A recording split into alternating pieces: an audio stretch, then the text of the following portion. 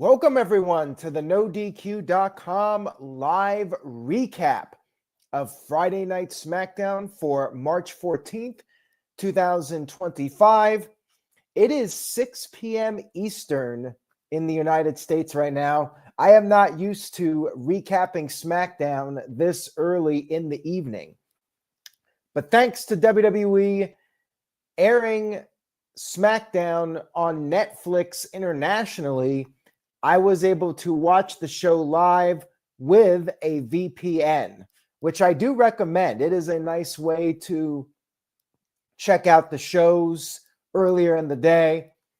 If you have the time, of course. Some people have regular jobs. I do this for a living, so I can watch whenever.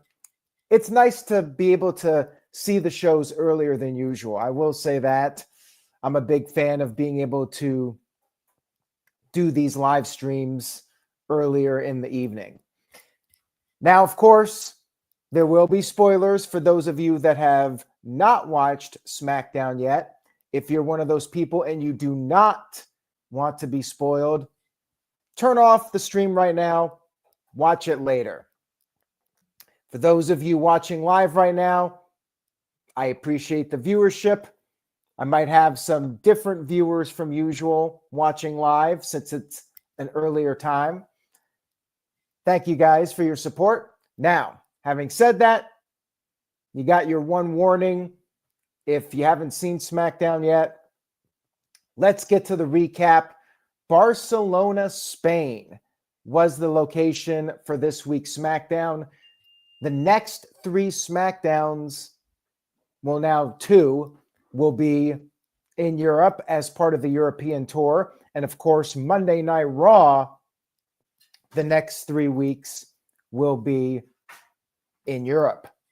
And same thing, the shows will be airing live. Now, everybody will be able to watch Raw live without a VPN. They could just watch on Netflix live if you're watching Raw the next 3 weeks. We kicked off the show with the usual arrivals. Randy Orton was there with his wife. LA Knight, the new United States champion, came to the ring. The crowd was singing Olé. Hot crowd. They were very loud for this entire show. You have to love these European crowds. They always bring the energy. LA Knight joked that it was a tough crowd. He got interrupted, though, by Jimmy Uso. Jimmy Uso came to the ring, said his road to WrestleMania was desperate, and he challenged LA Knight for a championship match in Barcelona. But then Solo Sikoa and the Bloodline interrupted. Solo was trying to say something and he stumbled on his words. I'm not sure if he was trying to use an F-bomb and thought twice of it. The gist of the segment, though, was that Solo said Jacob Fatu deserves a United States championship opportunity. Then Tama Tonga came in with the ambush. It was a 3-on-2 attack. Braun Strowman ran out there to make the save, and Teddy Long, no, I'm kidding, General Manager Nick Aldis came out there, holla, holla, holla, immediately made a 6-man tag team match. It's your standard WWE segment. We start off with the promo, and then the general manager turns it into a tag team match. We see it all the time. We had our tag team match. LA Knight's team versus the Bloodline. Crowd was very much into it. They were counting in Spanish throughout the entire evening. I did want to take note of that. It was your typical tag team match where the Bloodline had the upper hand for a while.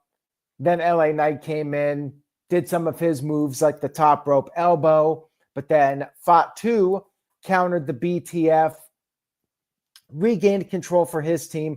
Then Strowman got the hot tag. Strowman did the Strowman Express to all three guys. And then Strowman pinned Tama Tonga with the power slam.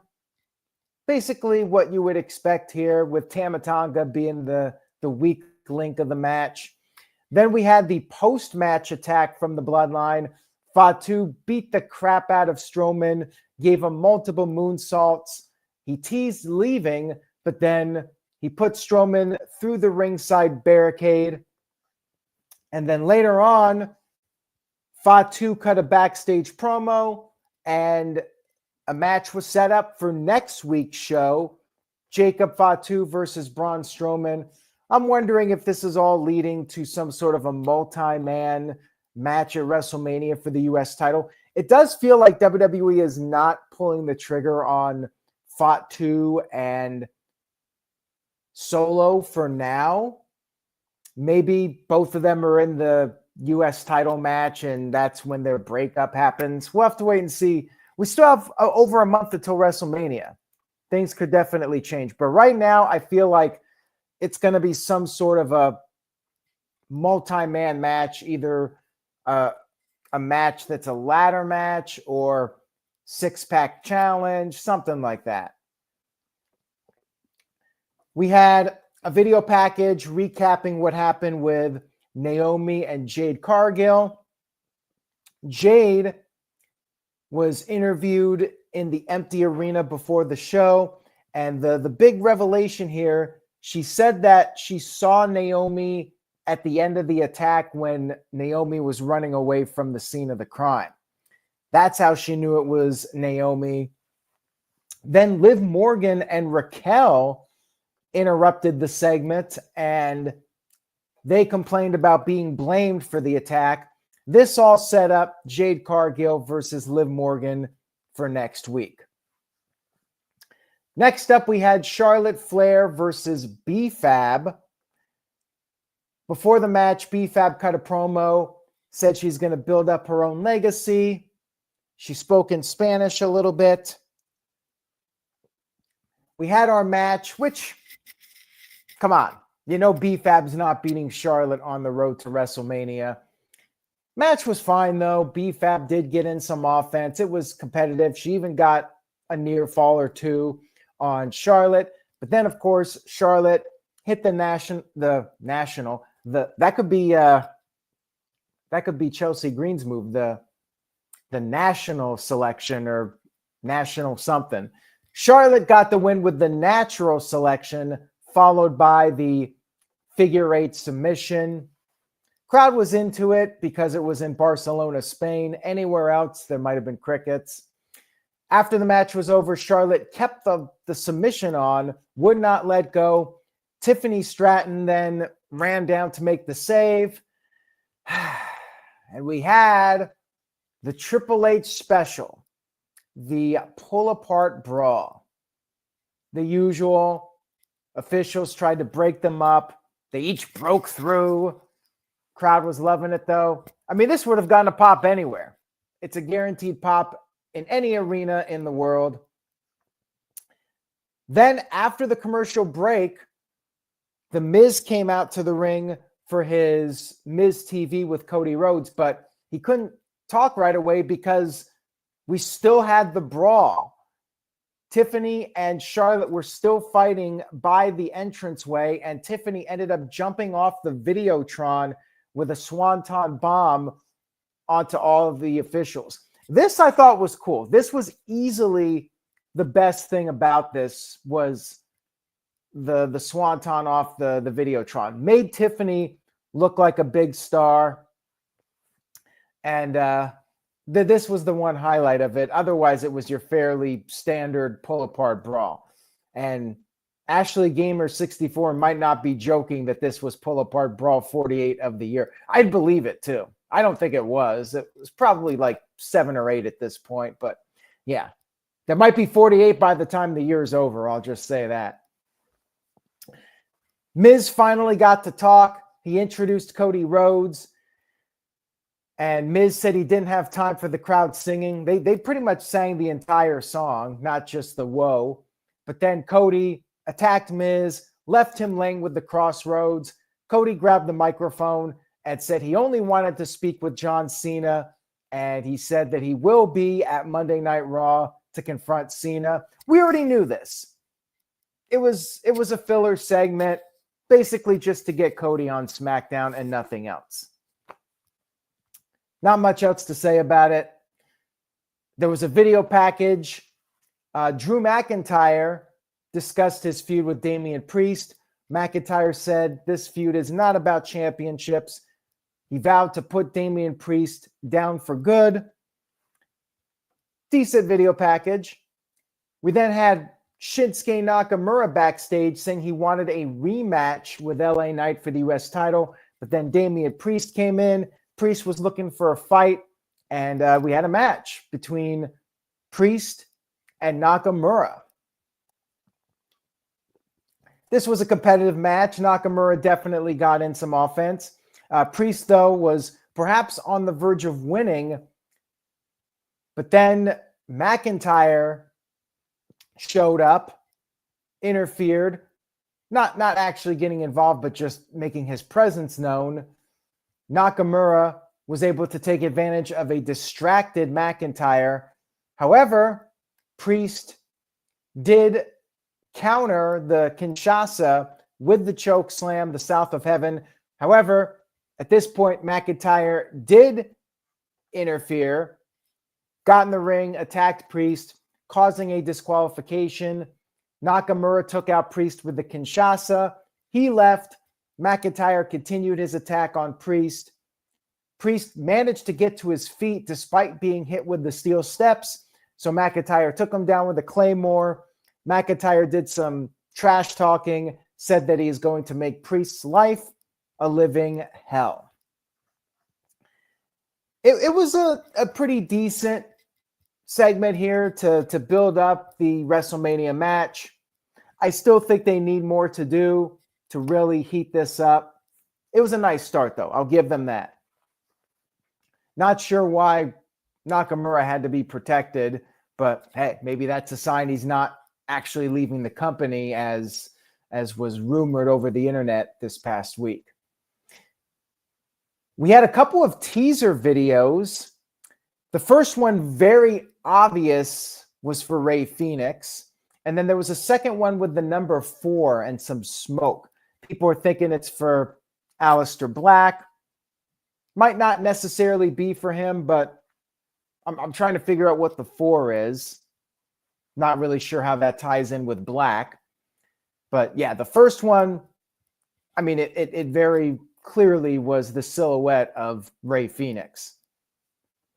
Not sure if this means he's going to be a single star to debut, or if he'll show up with his brother Penta.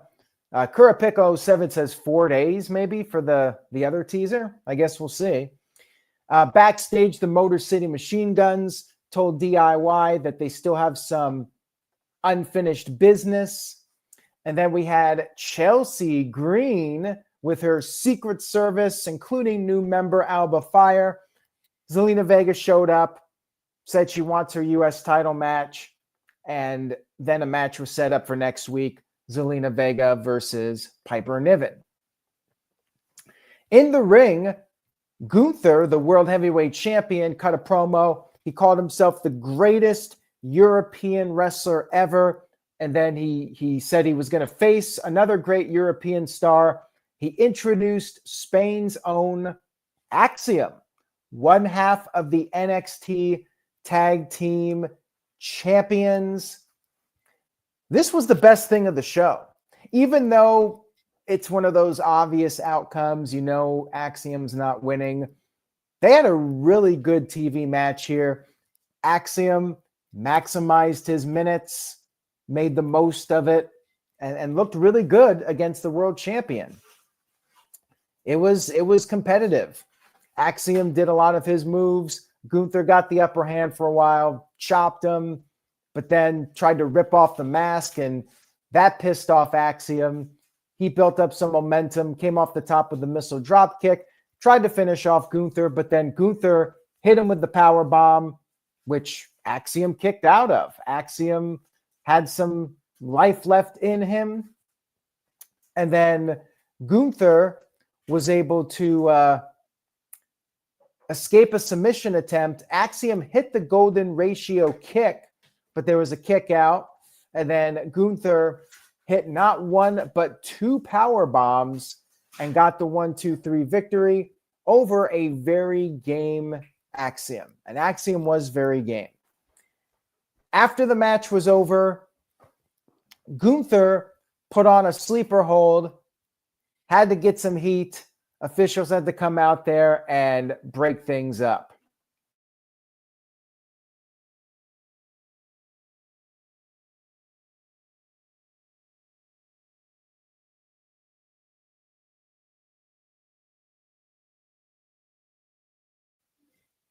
All right, I'm back. Might have lost you guys for a moment there. Yeah, very good match between Gunther and Axiom.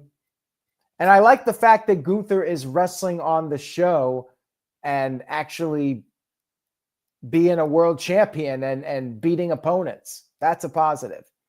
That's what got him over as IC champion. Now, we had a video package, Roman Reigns attacking Seth Rollins and CM Punk on Raw. We got the recap of that. And then Paul Heyman cut a promo. He plugged WWE 2K25. He said it's Roman Reigns Day, not CM Punk Day, and certainly not Seth Rollins Day. Crowd started singing Rollins' song. Heyman said he hated Rollins' song. And then Heyman confirmed that Roman Reigns will be appearing on SmackDown next week. Crowd booed this, which I don't blame them for booing.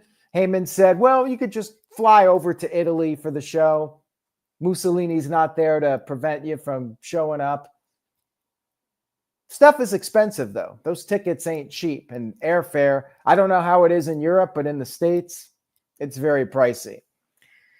It was kind of lame. Like, we didn't need this segment at all. You could have just shown the video package, announced Roman Reigns on the show. As much as I love Paul Heyman, this was a total filler segment. You know, you come out there to tell the people in the crowd that paid a lot of money, Roman Reigns is not going to be there. He'll be on the show next week. I don't know. I wasn't a fan of the segment. I think it was more or less a waste of time. And then backstage, we had Gunther talking to Jimmy Uso. Gunther was trying to tell Jimmy, like, Jay should step aside and not bother. He's going to get beat up and embarrassed. But Jimmy then defended his brother, said Jay's going to win the title, and they're going to be yeeting at WrestleMania. So Gunther, his idea did not work to try and talk to Jimmy and get Jay to back out of the match. Backstage, Legado del Fantasma wished the Street Profits luck against DIY, but said they wanted the first championship opportunity at the Champions if Profits were to win. We had our main event for the tag team titles, DIY defending against the Street Profits, with Pretty Deadly watching the match backstage.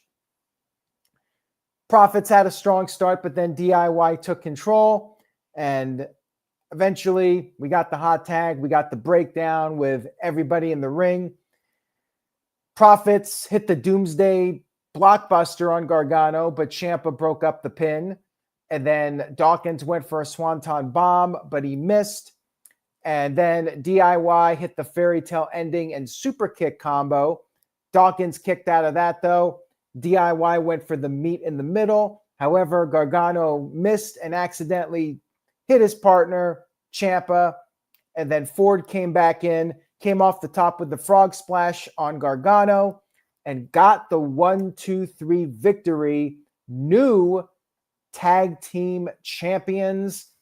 We had the pyro going off, the celebration as SmackDown went off the air. I have to say, it was a good match. I was a little surprised to see a title change here on a tape delay show. With WrestleMania coming up in about 5 weeks, I was not expecting a title change here. I figured DIY would hold on to the titles. They have been hot potatoing the tag team titles just a little bit these past several months, and I figured DIY would keep it until WrestleMania. Yeah, a little surprised by it.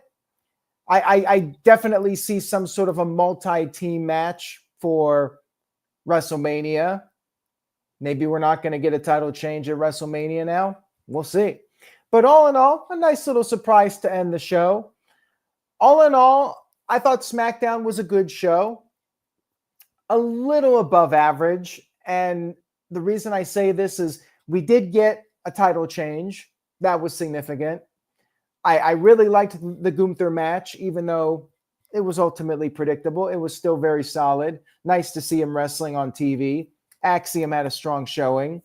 I liked that. The crowd was really hot.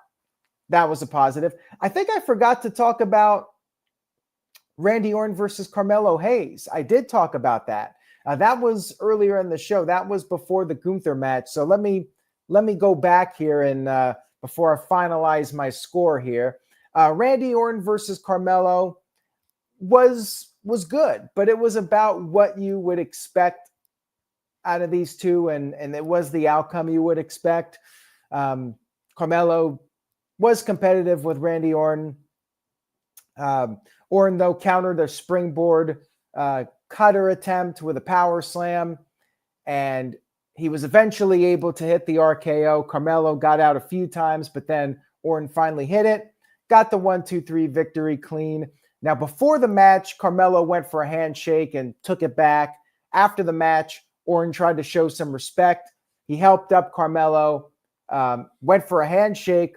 Carmelo turned him down again. And this time, Randy Orton had enough. He RKO'd Carmelo again, went for the punt kick. Kevin Owens pulled Carmelo to safety. Owens threw Orton into the ring post back first and then ran away through the crowd. Segment was fine. It was standard. There was a lot of filler on the show. I feel like Barcelona deserved a better show. Like, they were hot. They brought the energy. I thought it was just a slightly above episode of SmackDown with a hotter crowd than usual. I wasn't the biggest fan of the pull-apart brawl, so I have to knock it down a little for that. I'm going 6 out of 10. And as I mentioned earlier, I used a VPN to watch live on Netflix. You can do that. Enter your region as Canada, and you can watch SmackDown live on Netflix. 6 out of 10 for me. Good show, hot crowd, but I think Barcelona should have gotten a little bit of a more notable show. Like, when you have to have Paul Heyman come out there and blabber for a few minutes and then say, oh, Roman Reigns is on next week. Like, come on, you're wasting our time. So yeah, hopefully next week will be a bigger show in Italy. We got Roman Reigns showing up, so that alone will make it a big SmackDown, and we get closer to WrestleMania. Hopefully things heat up for next week. That's it for tonight. Thank you guys for watching. For those of you watching that normally don't live because of the time difference, I hope you enjoyed. Join me for the next couple of weeks. I'll be doing this early for Raw the next 3 episodes, and then the next 2 episodes of SmackDown, we'll be doing this early. Thank you guys again. Have a great weekend. Stay safe out there. Say yes to NoDQ.com, and I will see you all next time.